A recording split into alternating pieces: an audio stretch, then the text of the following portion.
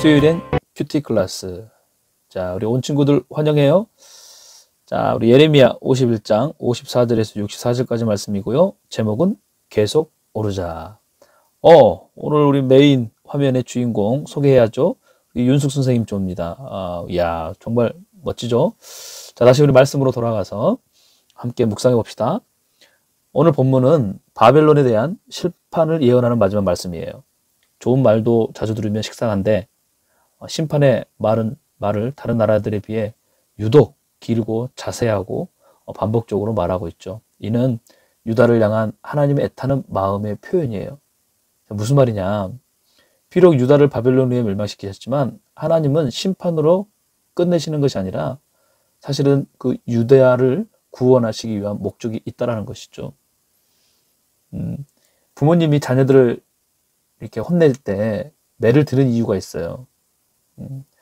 막 그냥 때리기 위함이 아니라 훈육하고 그리고 바르게 양육시키기 위한 것과 마찬가지라는 거죠. 그 증거의 말씀이 오늘 본문 59절에서 60절에 나와 있어요. 한번 읽어봅시다. 유다 왕 시드기야의 통치 4년에 마세야 손자 네리야의 아들 왕의 수행관 스라야가 왕과 함께 바벨론으로 갈 때 예레미야가 그에게 준 말입니다.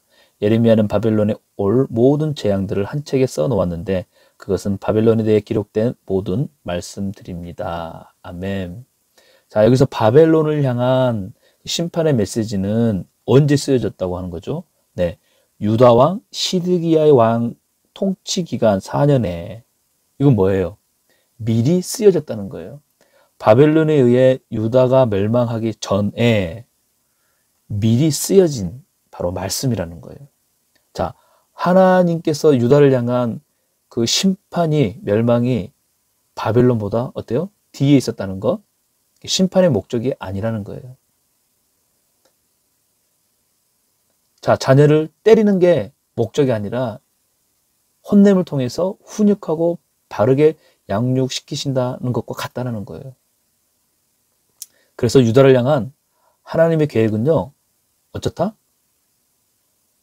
끝이 아니라 멈춤이라는 거예요. 잠시. 무엇을 위한? 바로 새로움을 위한 멈춤이라는 거예요. 이것이 유다를 향한 하나님의 마음이라는 것입니다. 신앙에 있어서 간혹 힘들고 어려운 일, 또 기도해도 안 되는 상황, 마냥 기다리기가 힘들 때, 자, 그러면 어떻게 돼요? 금세 우리 믿음이 약해집니다. 그러면서 잘못된 생각을 하죠. 하나님은 나를 사랑하시지 않아. 그리고 그 하나님의 사랑을 오해하고 그 마음을 이제 이해하지 못하게 됩니다. 혹시 지금 내가 이런 상태에 있다면 하나님을 원망하고 낙심하기보다 나를 향한 새롭게 하실 것을 기대해보는 소망을 갖는 것은 여러분 어떨까요? 우리를 향한 하나님의 사랑은요, 어제나 오늘이나 변함이 없다고 말씀하세요. 지금 당장은 아프고 쓰리고 지칠지라도 끝은 있어요. 그리고 그 뒤에는 반드시 우리를 향한 놀라운 하나님의 축복이 있다는 것입니다. 목사님은 제주로 이사하면서 적어도 1년에 한 번은 꼭 한라산에 오르겠다고 다짐했어요. 4년째까지는 지켰어요.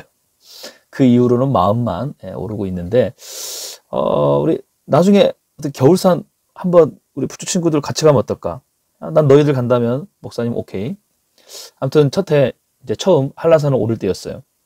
겨울이었는데 올라가도 끝은 안 보이고 오로지 눈만 보이는데 얼마나 힘들든지. 그리고 진달래 대피소까지 12시 안에 도착하지 못하면 백록담 정상으로는 진입하는 추는 물이 닫힌다는 거지. 그러니까 그냥 안간힘으로 또 죽기 살기로 올라갔어요. 근데 희한하게 대피소에서 백록담 정상까지 가는데 1시간 정도 걸리는데도 희한하게 별로 안 힘들다는 거예요. 왜 그랬을까? 네, 맞아요. 곧 있으면 정상이다. 백록담이라는 생각 때문에 다시 말하면 끝이 보이니까 힘이 났던 거죠. 우리 삶을 이처럼 한라산 등반에 비유한다면 끝이 보이지 않을 때는 정말 힘들어요. 하지만 끝이 보이기 시작하면, 다시 오늘 말씀으로 표현하면 끝이 있다고 우리가 믿으면 힘이 저절로 나게 돼 있다는 거예요. 하나님의 백성인 유다는요, 바벨론에 멸망당하는 것으로 끝나지 않았어요. 오히려 누가 끝났어요? 바벨론이 멸망으로 끝나버렸어요. 자, 이런 상황을 63절과 64절은 이렇게 표현하고 있어요. 어떻게 해요? 가라앉아 다시는 올라오지 못할 것이니 누굴 향해? 바벨론을 향해. 바벨론은 멸망으로 끝났지만 하나님의 자녀인 우리는 모든 문제의 끝이 되셨다는 거예요. 자, 이제 우리가 다시 믿음으로 자신의 정체성을 세워가면 좋겠어요. 나는 하나님의 자녀임을 기억해야 돼요. 그리고 하나님을 향한 원망과 불신의 마음을 새롭게 하여 하나님의 사랑을 다시 받아들여야 합니다. 그때야 회복된다는 거예요. 믿음으로 걸을 때 반드시 정상에 오를 것이며 정상까지 오를 때 힘들고 지쳤던 모든 것들은 완전히 사라지게 될 거예요. 백록담 올라갔더니 진짜 흘렸던 땀이 아깝지 않는 거예요. 무거운 천근만근 같은 두 다리가 불쌍해 보이지 않는 거지. 야, 그곳에서 바라본, 정상에서 바라본 그 광경. 여러분, 우리도 믿음으로 걷고 살아갈 때 우리는 그 정상에서 바로 주님을 만나는, 주님을 경험하는 놀라운 은혜가 있음을 기억해야 돼요. 그러므로 포기하지 말고 낙심하지 말고 어떻게 하자? 계속 그 정상을 향해 올라가요. 알았죠? 자, 기도하고 마치겠습니다. 사랑의 하나님, 지금은 참 힘들고 답답하고 끝이 보이지는 것 같지 않지만 오늘 말씀을 통해서 다시 한번 우리가 용기를 얻는 것은 그 정상에서 만날 그 하나님을 기대함으로 저희들이 오늘 또 나아가길 원하오니 믿음의 담대함과 용기와 성령의 충만으로 인도하여 주옵소서. 예수님의 이름으로 기도합니다. 아멘.